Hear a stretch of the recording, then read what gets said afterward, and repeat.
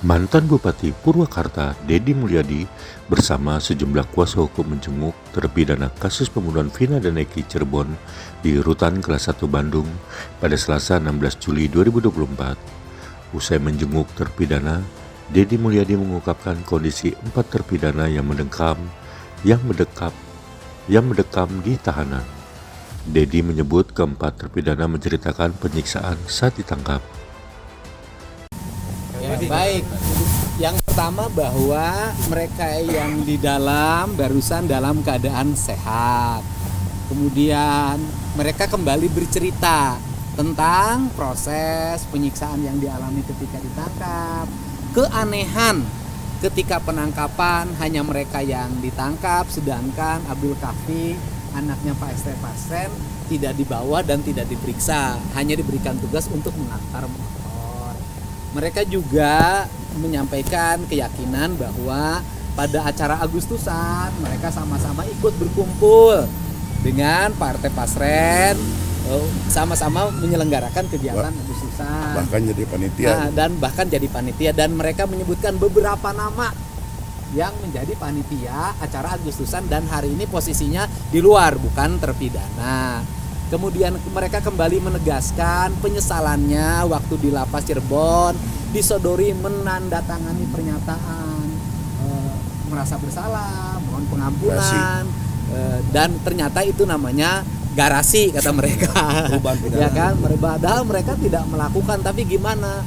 Saya lama berdebat tapi tetap harus nana tangan, kan seperti itu, dan itu dilakukan oleh para pegawai lapas Cirebon yang disebutkan namanya tadi. Yang berikutnya, mereka sampai hari ini meyakini bahwa dia tidak bersalah. Pada waktu awal penangkapan, dia dimasukin ke ruang satuan unit narkoba. Saudara Jaya dan saudara Sudirman dibawa keluar. Dan pulangnya mereka langsung disuruh mengaku dengan penyiksaan berdasarkan keterangan saudara Sudirman. Inilah hal-hal yang mereka alami, dan mereka mempercayakan pada tim kuasa hukumnya untuk melakukan langkah-langkah hukum yang bernama PK. Jadi PK ya kan ya, ada keterlibatan pegawai lapas yang meminta mereka untuk bertanggung. Iya, tadi mereka menyampaikan begitu.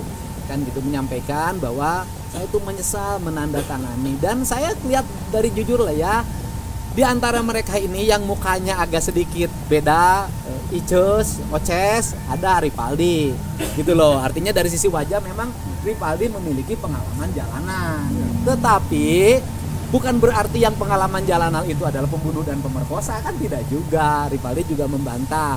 Kalau Ripaldi mengakuilah nakal, tapi kalau yang lainnya memang dari wajahnya tidak melambangkan wajah seorang geng motor, ya kan, geng motor. Ternyata setelah saya tanya, kamu tuh geng apa sih? Ternyata dia adalah geng kuli bangunan. Dengan sudah ketemu tadi, yang kedepannya akan sendiri akan usulkan supaya bisa didengar oleh Kapolri sendiri. Oh iya, kalau saya yakin Mabes Polri kan sudah kelihatan tuh hari ini langkah-langkahnya menuju arah positif. Kita sabar dulu dong. Orang 8 tahun bisa sabar ditahan, kenapa kita tidak sabar 5 bulan ke depan gitu kan? Sabar untuk kebebasan gak ada masalah. Saya yakin Mabes Polri akan melakukan langkah-langkah objektif, transparan, dan akan menjunjung tinggi rasa keadilan di tengah masyarakat, ya kan? Saya yakin betul terhadap kepemimpinan Pak Kapolri, Pak Sigit, dan Kabareskrim akan melakukan tindakan-tindakan yang terukur berdasarkan fakta dan data yang dimiliki. Termasuk ganti penyidik, Bang. Ya, itu kebijakan di sana, itu kan bentuk bagaimana merespon keinginan publik. Yang paling utama sih bukan merespon keinginan publik ya. Hukum tidak boleh mengikuti keinginan publik.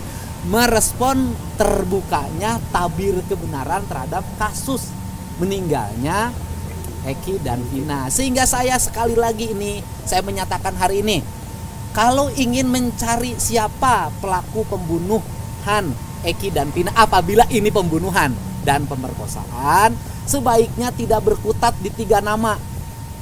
Tidak berkutat di nama Peggy, tidak berkutat di nama Dani, tidak berkutat di nama Andi. Siapa tahu namanya Dono, kan nggak tahu gitu, siapa Iya. tahu. Nah untuk itu diperlukan penyelidikan ulang, mulai dari nol lagi. Kenapa? Karena saya menganggap BAP yang disajikan, tuntutan yang disajikan, dakwaan yang disajikan, walaupun sudah memiliki kekuatan hukum tetap, menurut saya itu adalah BAP yang sesat. Kang, soal Pasren, ini kan jadi saksi kunci di kasusnya. Ya, Kang Deddy pun sudah ketemu kemarin. Mungkin ada, saya belum pernah ketemu Pasren. atau cerita-ceritanya gitu. Oh iya, lihat tadi malam saya lihat. Bagaimana Kang, mungkin bisa dituturkan? Kan yang menilai jangan saya kan tidak mengalami peristiwa itu.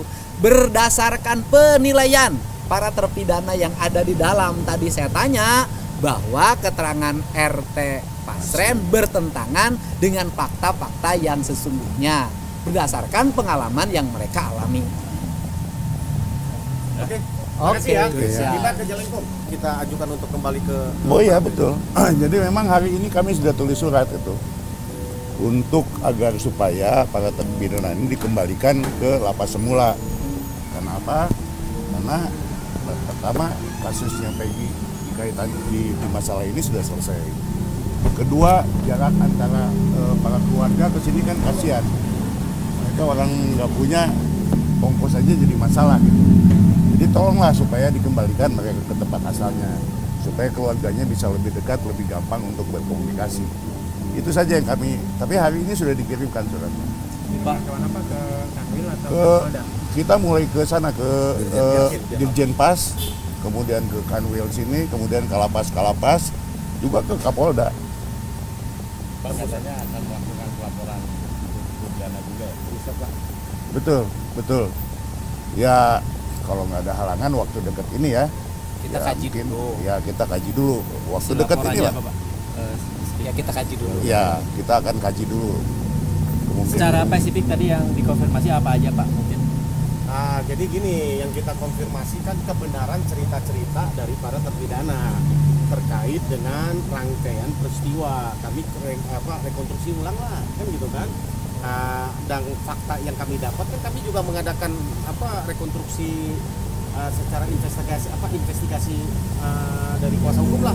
Bang Ruli itu bahkan nginep di Cirebon itu, datang malam jam yang sama, ini yang sama, walaupun tahun yang berbeda sekarang ya, 8 tahun kemudian lihat lokasi ya kan gitu kan. Ada banyak hal keanehan-keanehan yang akan kami kami ingin coba buktikan bahwa rangkaian peristiwa itu menurut kami, kalau Kang Deddy bilang sudah sampai kepada 100% keyakinan mereka tidak bersalah, tadi saya sampaikan kami pun tim kuasa hukum sudah sampai ke angka itu. Kami sudah yakin, makanya kami berusaha untuk membuktikan keyakinan kami itu. Tentu kami kan nggak bisanya yakin, tapi kami harus melakukan langkah-langkah hukum, membuktikan secara hukum, karena ini sudah inkrah kan gitu kan. Kita nggak bisa hanya ini feeling kami, nggak bisa pakai feeling, nggak bisa pakai asumsi, nggak bisa pakai apa. Ini karena produk hukum, tentu jalur yang diizinkan yaitu lewat peninjauan kembali, itu sih. Bang, nopumnya Bang, apa aja Bang yang disiapkan? Rahasia.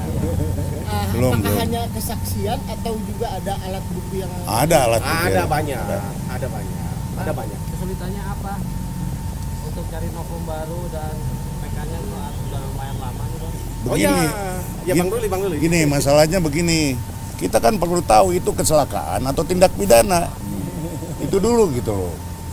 Makanya kami investigasi internal untuk melihat gitu loh. Dengan fakta-fakta yang ada. Toh ada juga kan tim dari Lantas yang waktu itu memeriksa, datang olah TKP yang menyatakan bahwa itu laka. Tapi 4 hari kemudian tiba-tiba jadi pidana. Itu masalahnya. Iya. berarti ada dokumentasi yang disiapkan untuk Iya dong pasti. Itu menjadi salah satu alasan melaporkan Diana karena kan awalnya laporan BAP Masih diinvestigasi. Saya masih dirundingkan dengan yang lain ya, tapi mudah-mudahan lah. Masih Karena- diinvestigasi. Kita kaji. Ya, karena kalau nggak kita kaji dari awal, bagaimana kita tahu ada kelemahan-kelemahan, ada kejanggalan dan lain sebagainya gitu. Selain Pak Rudiana besok siapa lagi yang dilapor rencananya? Saya nggak bilang Pak Rudiana ya, tapi akan kita laporkan 1 atau 2 orang lagi gitu aja.